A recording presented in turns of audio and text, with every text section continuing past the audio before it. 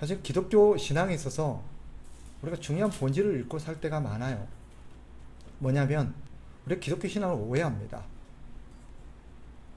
기독교 신앙이 뭐냐 하면 제일 먼저 떠올리는 것은 우리가 해야 될 여러 가지 종교적인 의무를 먼저 떠올릴 때가 많아요.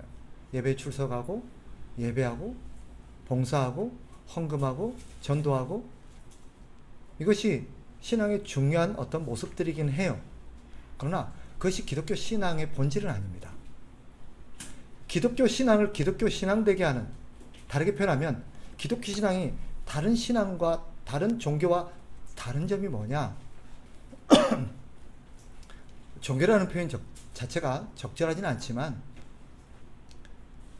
기독교 신앙은 바로 하나님을 믿는 종교입니다. 하나님. 네. 하나님을 믿는 종교가 기독교예요. 그래서 하나님을 모르면 사실은 그 사람은 신앙을 모르는 거고, 그 사람이 아무리 종교적으로 뭔가를 많이 한다 할지라도 그 사람은 바른 신앙생활을 한 게 아니에요. 그럼에도 불구하고 많은 그리스도인들이 하나님을 모르는 채 그저 열심히 살아요. 열심히 종교생활을 해요. 일평생 교회를 출석하고 교회에서 지도하는 대로 여러 가지 봉사를 하고 했는데 정작 하나님이 누군지를 모르고 살아가는 사람도 많아요. 누군가 만약에 기독교 신앙에서 가장 중요한 게 뭐냐, 기독교 신앙이 뭐냐라고 묻는다면 이렇게 말해야 정답입니다. 바로 하나님을 알고 그 하나님을 믿는 것이다. 뭔가 하는 게 아니에요.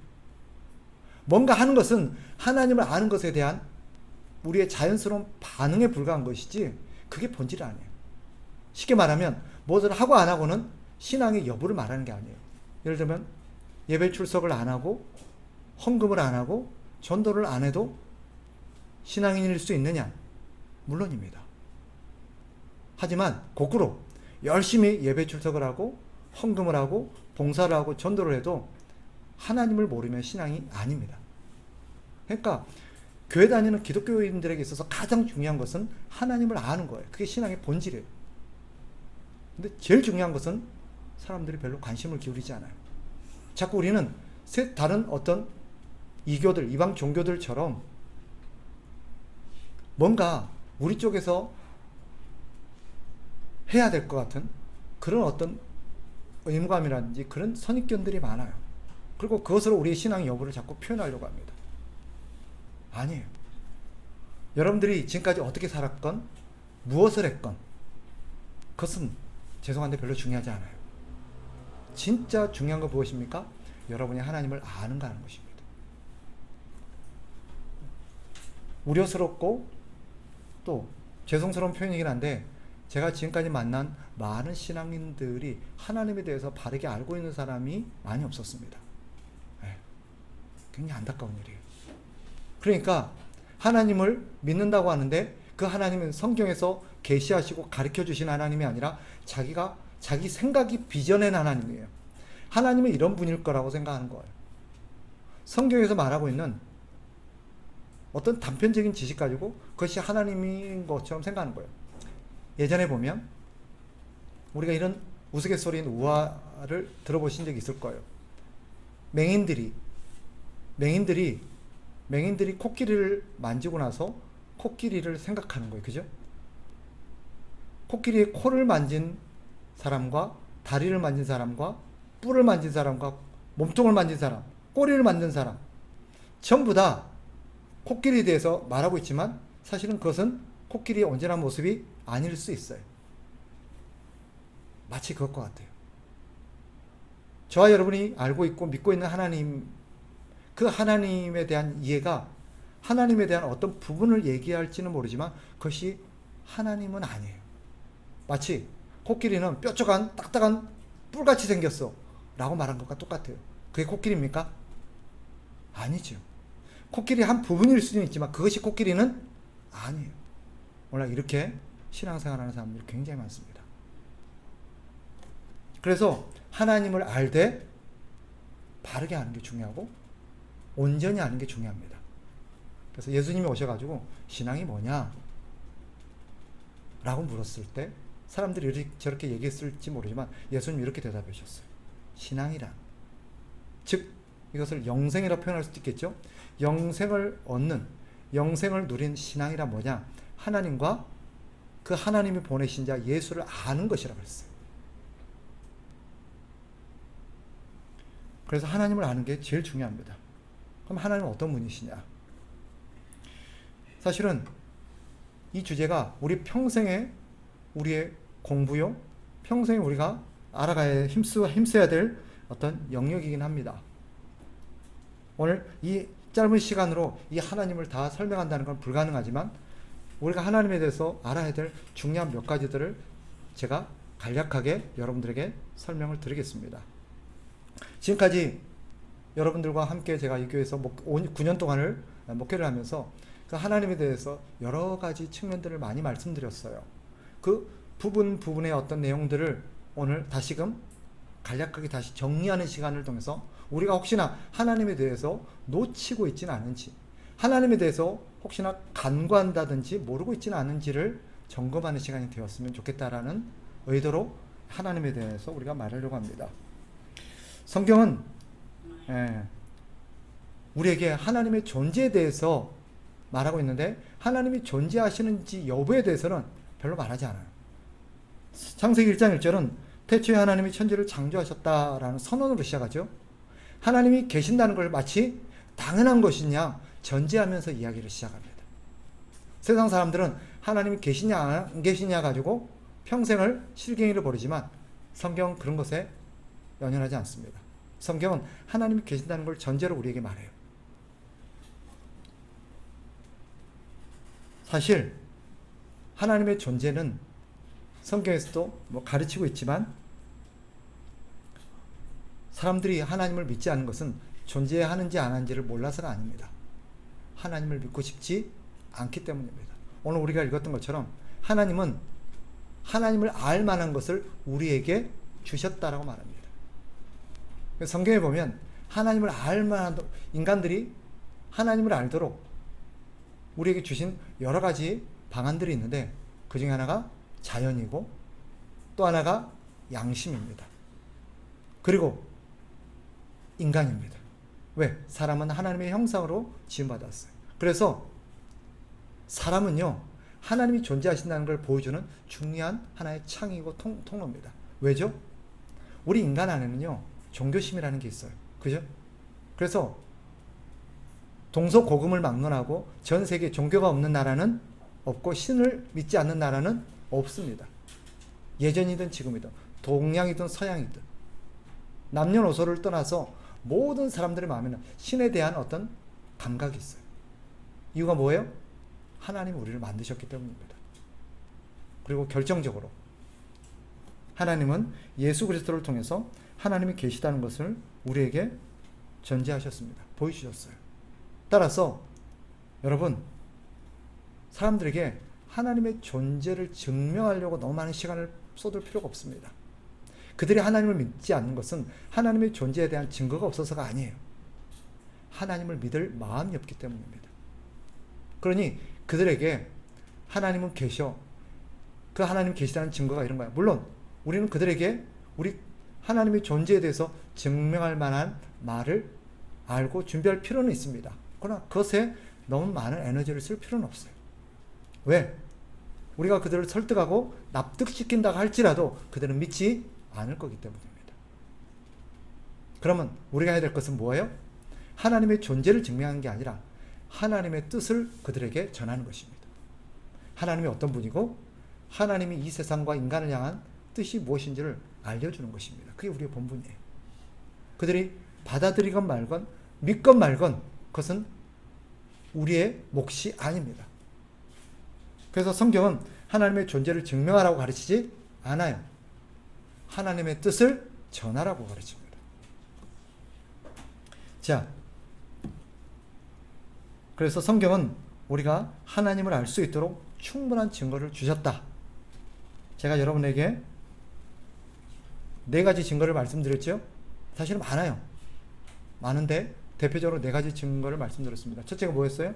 하나님이 이 자연의 여러 가지 이치와 자연 만물을 통해서 하나님이 계시다는 것을 우리에게 알려주셨습니다.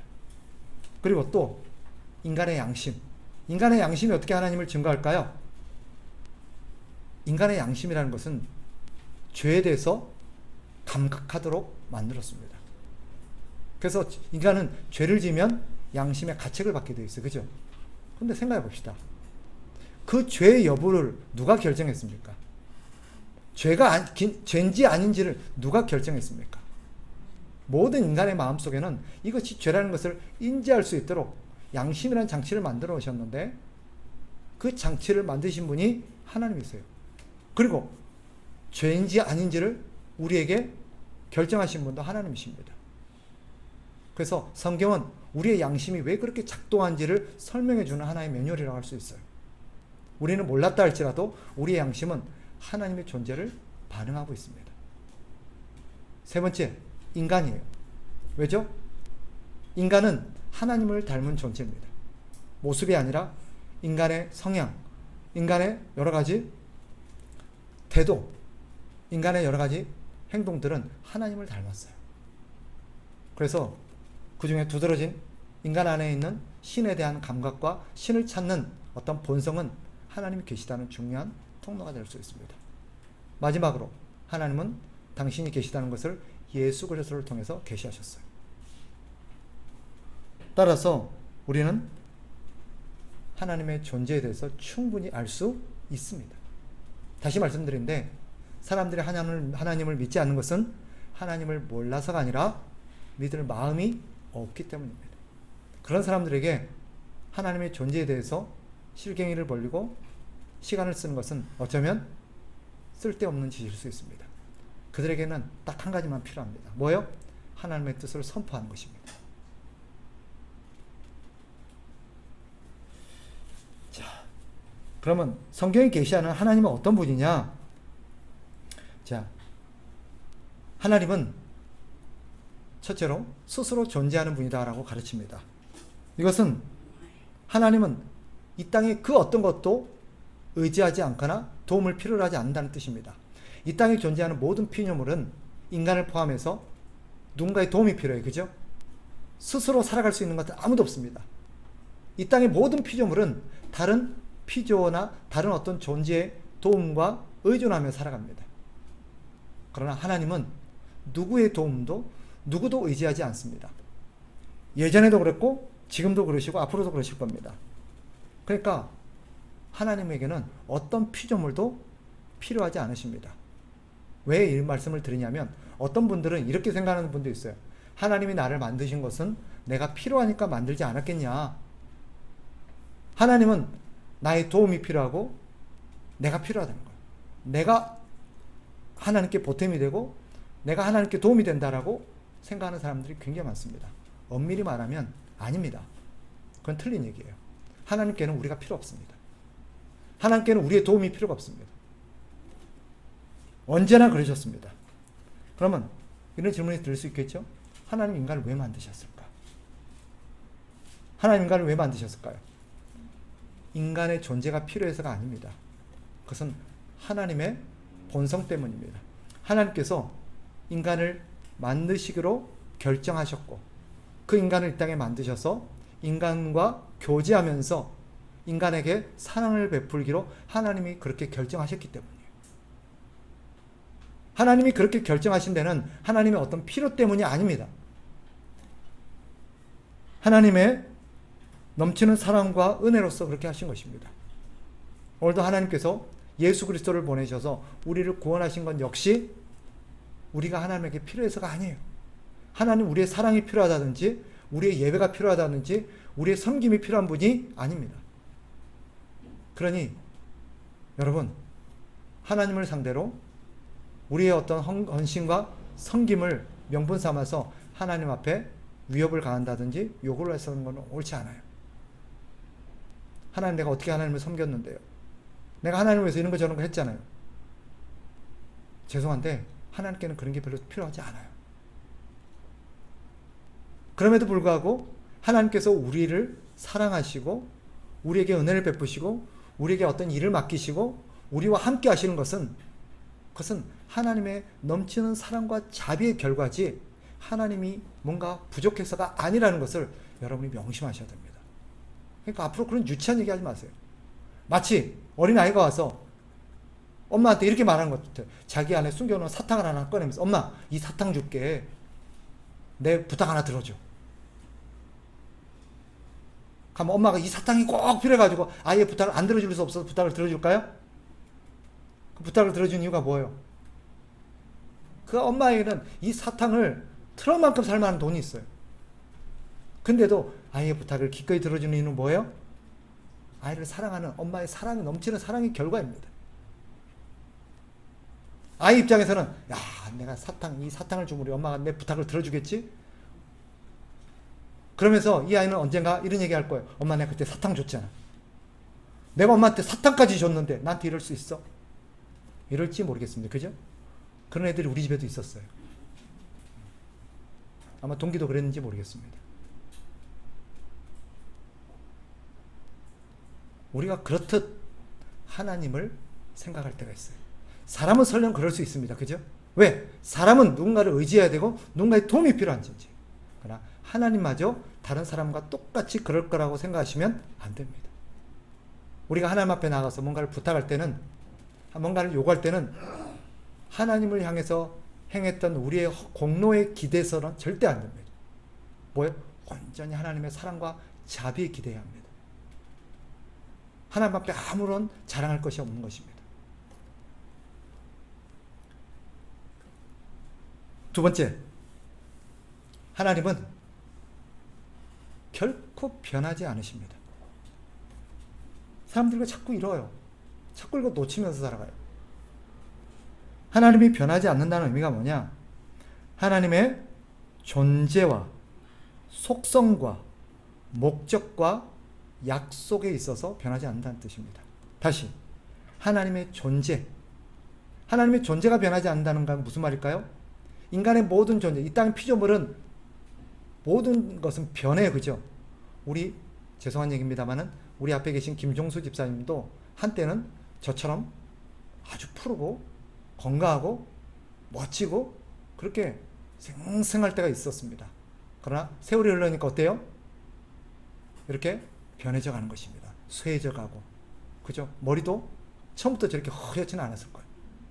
우리 권사님들도 곱디 고운 그런 시절이 있었을 것입니다. 모든 인간은 변해가요. 이 땅의 모든 피조물은 다 변합니다. 존재에 있어서. 그러나 하나님은 영원토록 변하지 않으십니다. 늙지도 않으시고요. 아프지도 않으시고 쇠하지도 않으시고 능력이 감퇴되지도 않으세요. 우리 어른들 맨날 하는 말, 아이고 예전 같지가 않아. 잘 안 보여. 그죠? 그래서 앉았다 일어날 때만 해도 아이고 이러고 일어나죠. 제가 그런 어른들이 이해가 안 됐는데 요즘 제가 그걸 조금 경험합니다. 그러나 하나님은 존재에 있어서 변하지 않으세요. 또 하나님은 속성은 뭐예요? 그분의 성격, 그분의 성향, 그분의 기질, 이런 걸 말하는 것입니다. 우리 인간은 바뀌죠. 그죠? 경험에 따라 바뀌고 나이 먹으면 바뀌고, 그죠? 여러 가지를 통해서 자꾸 바뀌어요. 생각도 바뀌고 기질도 바뀌고. 저도 예전에 아주 그냥 모난 성격들이 굉장히 많이 있었어요. 지금도 막 그런 모난 가시 같은 성격들과 기질들 때문에 아주 애를 먹고 있습니다만은 말도 못했어요. 그러나 세월이 가면서 자꾸 달라지고 변화되지. 그죠? 우리 하나님은 영원토록 변하지 않으십니다. 원래도 완전하셨고 지금도 완전하십니다. 그분의 생각이나 기질이나 성품이 바뀌지 않으세요. 목적도 마찬가지입니다. 하나님께서는 우리 인간들은 어떤 목적을 세워놓고 상황에 따라 목적을 바꾸지. 그죠? 계획을 바꿉니다. 하나님은 절대 바뀌지 않으세요. 뒤에 말씀드리겠습니다만은 하나님의 계획이 절대 바뀌지 않은 것은 그분의 완전한 어떤 능력 속에서 진행된 것이기 때문입니다. 그러니까 여러분이 열심히 기도하고 여러분이 하나님 앞에 뭔가를 요구하면 하나님이 여러분을 향해서 갖고 있는 계획을 바꿀 거라고 착각하지 마십시오. 어떤 집사님이 그랬다 그러더라고요.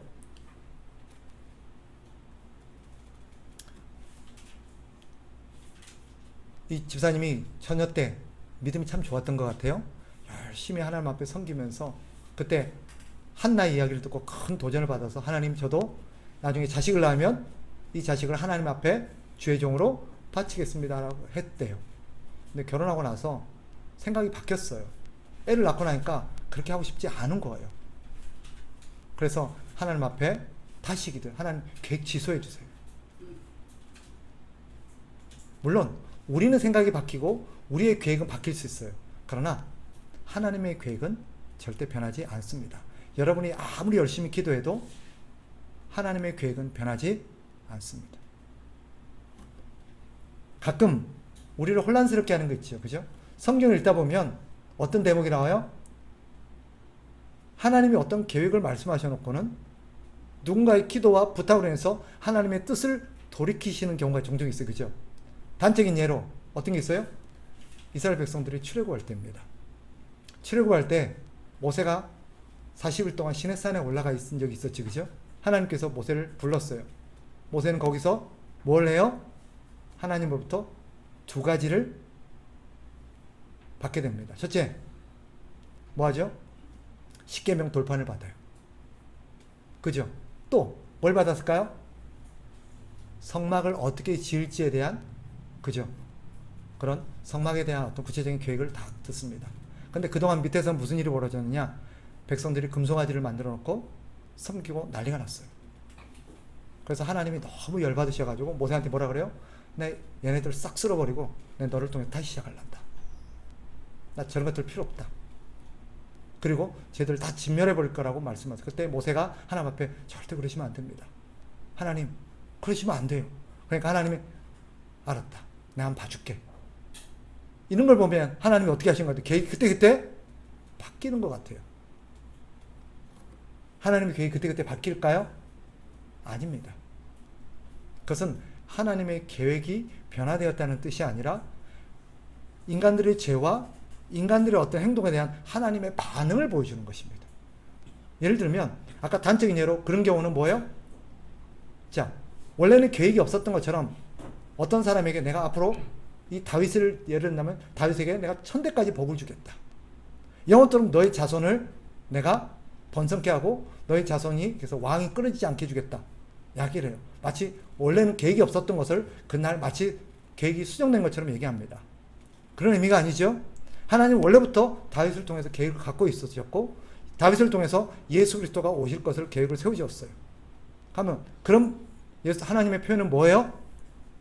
하나님의 기쁨을 표현한 거예요.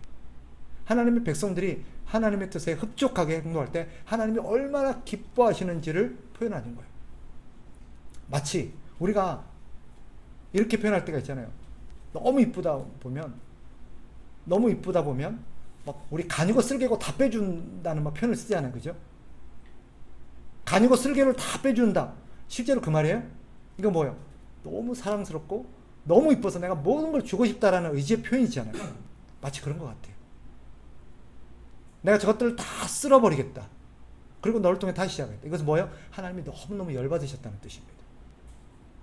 하나님의 계획이 바뀌었다. 아, 하나님은 열받으면 계획을 바꾸시는구나. 그런 뜻이 아니에요. 이게 왜 중요해요? 우리를 향하신 구원도 마찬가지이기 때문에. 누군가를 구원하기로 결정하셨을 때 그 결정은 그 사람의 태도와 행동에 따라 달라진다는 뜻이 아닙니다. 하나님은 자신의 변함없는 계획을 따라서 하셨어요. 예를 들어서 우리 김종수 집사님을 하나님께서 딱 선택하셔서 내 자녀를 삼고 내 백성으로 내가 일평생 동행하겠다고 결정하셨을 때는 김종수 집사님의 어떤 행동을 보고 결정하신 게 아니에요. 원래는 계획이 없던 것을 김종수 집사님의 어떤 시절에 어떤 행동을 통해서 하나님께서 딱 보고 제 마음에 드네? 너 오늘부터 내 거. 이렇게 한 게 아니에요. 김종수 집사님이 이 땅에 태어나시기도 전에 창세 전부터 우리를 뭐 하셨다고 그랬어요?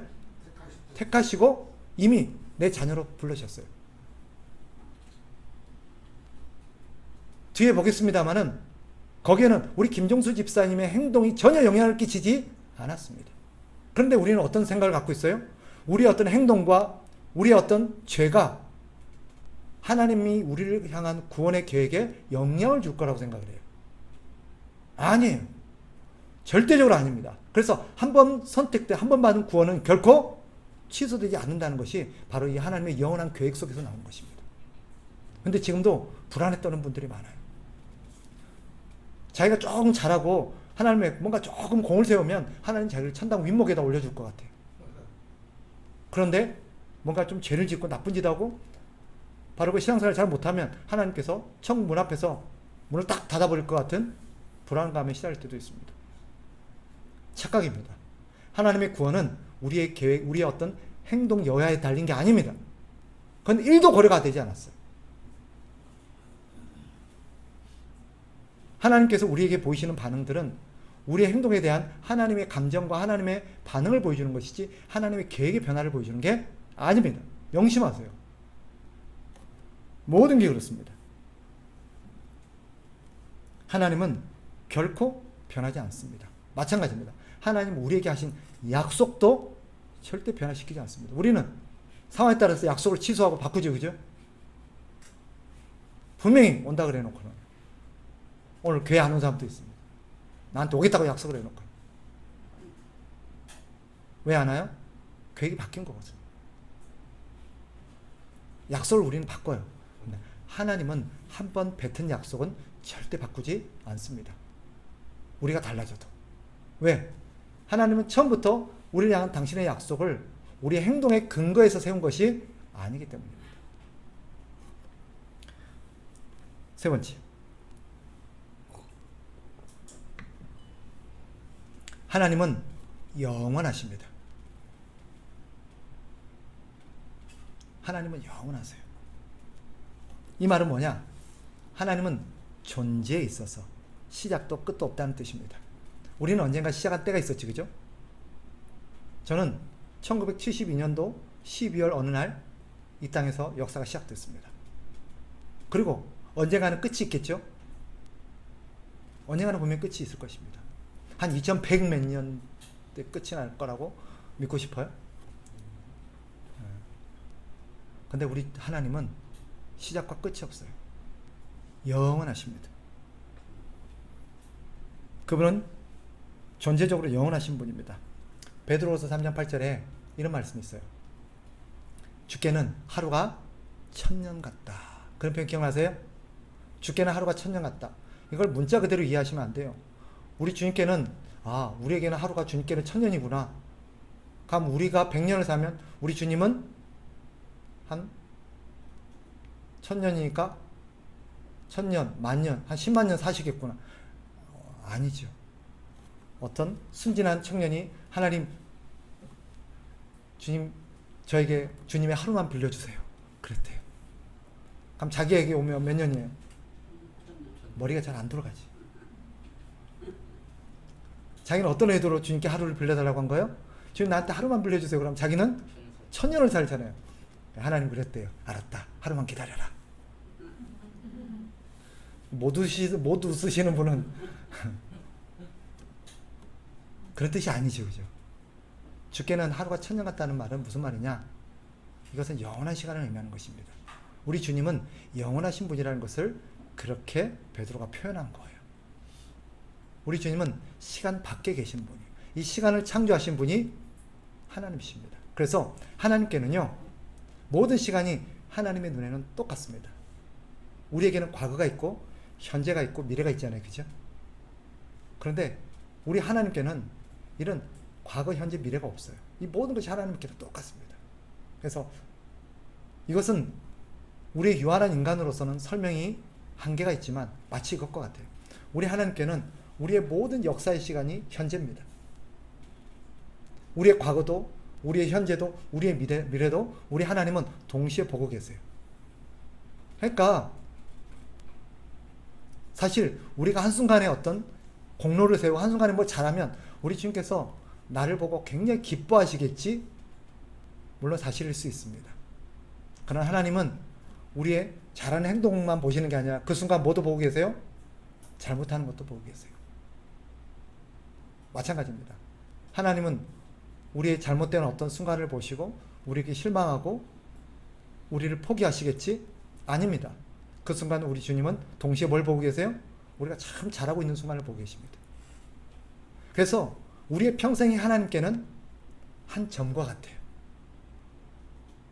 그 시편의 성도가 그렇게 고백하잖아요. 우리의 나라의 주께는 한 순간과 같습니다 라고 고백하잖아요.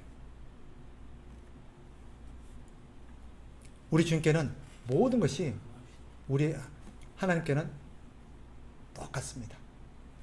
그러니 우리의 특정한 시간과 특정한 날이 하나님께 있어서 어떤 특별한 어떤 영향을 줄 거라고 생각하지 마십시오. 하나님의 계획을, 하나님의 뜻을, 하나님의 성품을, 하나님의 마음을 바꿀 수는 없습니다. 하나님은 이미 우리의 처음과 끝을 다 알고 계세요. 우리가 어떻게 된 존재라는 걸. 아마 지금으로부터 한 30년 전 나를 아는 사람들은 저를 보고 아유 제가 인간이 되겠나 했을지 모르겠습니다. 그러나 우리 하나님께서는 하나님의 손에 다듬어진, 그래서 사람 구실을 하고 있는, 그래서 하나님의 도구로서 이 땅을 살고 있는 제 모습을 미리 보셨을 것입니다. 우리는 사람에게 실망할 수 있고 저 사람을 포기할 수 있지만 하나님은 절대 우리를 포기하지 않으십니다. 하나님 우리의 시각과 같을 거라고 생각하시면 안 돼요. 하나님은 우리의 모든 걸 보고 판단하시는 것입니다. 자, 네 번째로 하나님은 어디에나 계십니다. 하나님은 안 계신 곳이 없어요. 하나님은 시간에 제한이 없으신 것처럼 공간에도 제한을 받지 않으십니다. 하나님은 동시에 모든 곳에 계세요. 이게 어떻게 가능할까요? 어떻게 동시에 미국에 있으면서 동시에 한국에 있을 수 있을까요? 시편 성도는 이렇게 고백합니다. 들어보세요. 내가 주의 영을 떠나 어디로 가며 주의 앞에서 어디로 피하리이까? 내가 하늘에 올라갈지라도 거기 계시며 수월에 내 자리를 펼지라도 거기 계십니다. 이런 시편 성도의 고백은 무슨 말이에요? 하나님은 어디에나 계신다라는 거. 어디에나 계신다. 우리는 생각하죠. 하나님이 지금 나와 함께 계시면 그 순간 다른 사람과 함께 할 수 없을 거라고 생각할 때가 많아요. 그래서 순진한 어떤 성도는 이런 생각을 했대요. 하나님께 너무 귀찮게 하면 안 되겠다. 너무 자주 기도하고 하나님 너무 자주 찾으면 내한테 와서 나한테 신경 쓰는 만큼 다른 성도들한테 신경을 덜 쓸까봐 너무 미안해가지고 하나님을 자주 못 찾았대요. 하나님께 너무 부탁을 많이 하면 안 되겠구나. 하나님이 내 부탁 들어준다고 다른 성도들의 부탁을 못 들어줄까봐 하나님을 너무 배려하는 착한 성도가 있었대요. 이것은 하나님을 모르는 거예요.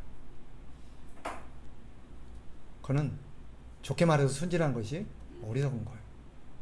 하나님은 어디나 계십니다. 하나님은 온 우주를 가득 채우고 계신다라고 표현하는 것이 적절할 것입니다. 오늘 깨달은 거예요. 어떻게 하나님이 온 우주에 동시에 계시냐? 하나님은 온 우주보다 크시기 때문에요. 그죠? 온 우주보다 크시기 때문에. 솔로몬은 이렇게 고백합니다. 참 이런 거 보면 솔로몬이 정말 지혜로운 사람이었구나. 이런 걸 어떻게 깨달았을까? 그가 성전을 건축하고 나서 이것을 하나님 앞에 드리면서 이렇게 하나님 앞에 고백했습니다. 들어보세요. 하나님이 참으로 땅에 거하시리이까? 하늘과 하늘들의 하늘이라도 주를 용납하지 못하겠거든. 하물며 내가 건축한 이 성전이 오리이까? 저를 보세요. 저도 과거에 그런 생각을 했는데 많은 성도들이 예전에 여기는 그런 분이 안 계실 거라고 저는 생각을 해요. 하나님을 만나려면 어디로 가야 된다고 생각했을까요? 아니, 예배당으로 가야 된다고 생각했어요. 예배당으로.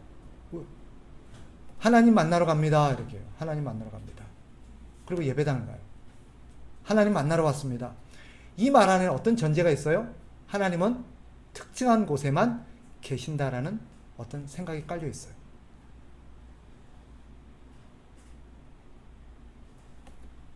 그래서 제가 지난번에 우리 많은 신자들이 이런 어처구니 없는 생각에 사로잡혀 있는 것을 제가 한번 여러 가지 예를 들어서 설명한 적이 있었어요. 그죠? 어떤 대표적인 예로 하나님이 이 예배당에만 계신다는 것도 웃긴 얘기인데 이 예배당 중에서도 어디에 계신다? 이 강대상에 계신다라고 믿는 순진한 성도들이 굉장히 많더라는 거죠. 예전에 제가 말씀드렸죠. 어렸을 때 못 모르고 이 강단 쪽에 올라갔다가 어떤 권사님한테 뒤통수 맞았어요. 여기는 거룩한 우리 하나님이 계신 곳인데 어디 그걸 함부로 올라가냐. 여기는 그래서 누구만 올라가야 돼요? 목사님만 올라가는 그런 생각을 한 적이 있었습니다. 하나님을 모르기 때문에 그래요. 하나님을 모르기 때문에. 하나님은 어디에나 계세요. 근데 지금도 이런 생각에 사로잡힌 성도들이 적지 않습니다. 우리가 하나님을 제한해요. 시간적으로도 하나님을 제한하지만 공간적으로도 하나님을 제한하며 살 때가 많습니다. 단적인 예가 뭐예요? 우리가 하나님을 예배하는 것은 이 공간 안에서 이루어지는 활동이지만 이것은 우리의 공간이지 하나님의 공간은 아니에요. 유한한 우리의 공간이에요. 우리는 유한하기 때문에 함께 모이려면 특정한 공간을 선정해야 돼요. 그죠? 우리가 특정한 공간을 선정한 것은 우리가 함께 모이기 위한 제한적인 우리 한계를 갖고 있는 우리의 선택이지 하나님의 선택이 아닙니다. 근데도 마치 우리가 여기를 선택했으니 하나님도 여기에만 계신 것처럼 생각할 때가 많아요. 그러다 보니 어때요? 여러 가지 어이없는 일들이 많이 벌어져요. 마치 강단 쪽에만 하나님이 계신 것처럼 생각해서 하나님 못 보게 손을 밑에다 내리고 휴대폰을 하는 사람들이 있는가 하며 이 안에는 하나님이 계시기 때문에 저 밖에 나가서 전화 통화를 하는 분도 계세요. 적어도 그 의식 속에는 뭐예요? 하나님이 이 문 밖에는 안 계실 거라고 생각합니다. 어떻게 예배당 안에서 할 수 없는 것을 예배당 밖에서는 가능합니까? 그래서 교회와 집에서의 생활이 다르고 행동이 다르고 생각이 다른 사람들은 하나님의 존재를 모르는 사람들이에요. 하나님 그 가정에도 계신다는 것을. 그러니까 교회에서는 감히 하지 않는 것을 집에서는 행하고 교회에서는 그렇게 고운 말을 쓰던 분이 집에 가서는 욕짓거리를 하는 거죠. 적어도 그들의 마음속에는 하나님은 어디에는 안 계신다? 우리 집에는 안 계신다. 하나님은 교회만 계시니까. 그런 거예요.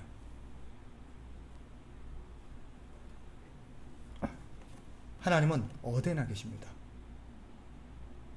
단지 다양한 방식으로 다양하게 사람들을 만나시고 다양하게 하나님이 역사하실 뿐입니다. 하나님의 특별한 계획을 따라서 하나님의 어떤 존재와 역사를 강하게 드러내는 데가 있을 수는 있지만 하나님이 안 계신 곳은 없어요. 어디에나 계십니다. 근데도 우리가 하나님을 느끼지 못하는 것은 하나님이 안 계셔서가 아니라 우리의 죄 때문이에요.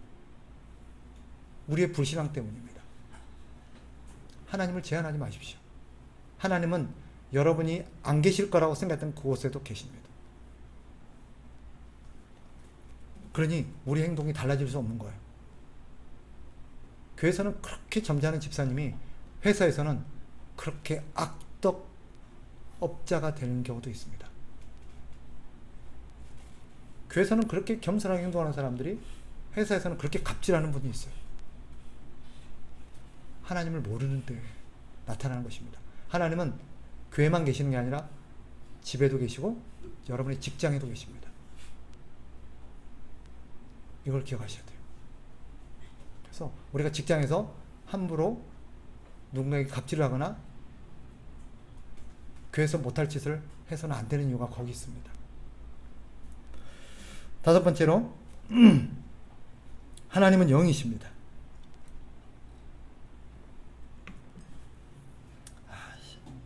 시간상 여기까지만 할게요. 하나님은 영이시다는 부분까지만 제가 말씀드리겠습니다. 하나님은 영이시다. 이게 무슨 말이냐? 하나님은 존재에 있어서 어떤 물질로 이루어진 분이 아니라는 뜻입니다.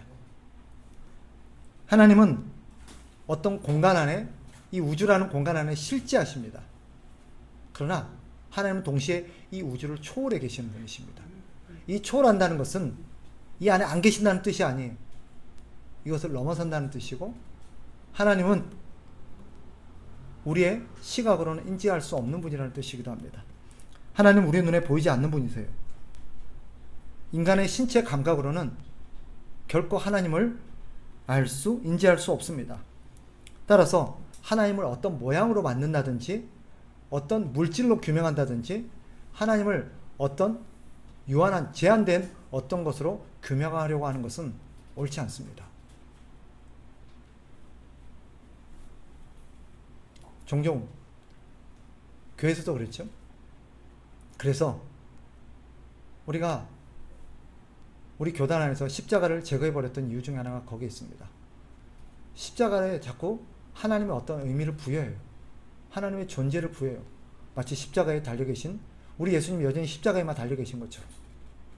그리고 그 십자가에는 우리 하나님이 특별히 임재하셔서 특별히 어떤 능력을 나타내는 것, 도구인 것처럼 그렇게 인지될 때가 많이 있습니다. 아닙니다. 하나님은 눈에 보이지 않으십니다. 그럼 우리가 어떻게 하나님의 존재를 인지하고 어떻게 하나님과 교제하며 어떻게 하나님을 우리가 만날 수 있을까? 그래서 하나님은 인간을 만드실 때 하나님의 형상으로 만드셨습니다. 인간이 하나님의 형상으로 만들었다는 것은 무슨 말이에요? 하나님이 영이시기 때문에 우리에게도 영적인 존재로 우리의 영을 창조하셨다는 뜻입니다. 우리는 영적인 존재를 만들었어요. 그래서 우리는 우리의 영혼을 통해서 하나님을 감각하고 인지할 수 있습니다. 그래서 우리는요, 하나님은 눈에 보이지 않지만 하나님 이곳에 계신다는 것을 인지할 때가 있어요. 그죠?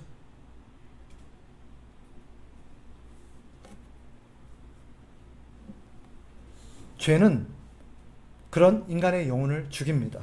그래서 하나님을 인지할 수 없게 만듭니다. 그래서 영혼이 죽어 있는 사람들은 죽었다 깨어나도 하나님의 존재를 알 수가 없고 인지할 수가 없는 거예요. 하나님이 그곳에 계시지만 그들은 느낄 수가 없는 것입니다. 그러나 우리 신자들은 왜 느껴요? 왜 그분을 알 수 있습니까? 그분이 이곳에 계시다는 것을 우리가 어떻게 인지할 수 있습니까? 우리의 영혼이 다시금 예수 그리스도로 말미암아 소생되어졌고 살아났기 때문입니다. 생명이 되었기 때문입니다. 그것이 우리입니다. 그래서 그리스도인, 생명이 된 하나님의 사람들만 하나님을 인지할 수 있습니다. 만약에 여러분이 살아있는 영혼, 여러분의 영혼이 살아있는지, 여러분이 죽은 영혼인지를 분별할 수 있는 중요한 기준 하나가 내가 하나님을 인지하고 있는가 하는 것입니다. 하나님을 인지하고 있는가.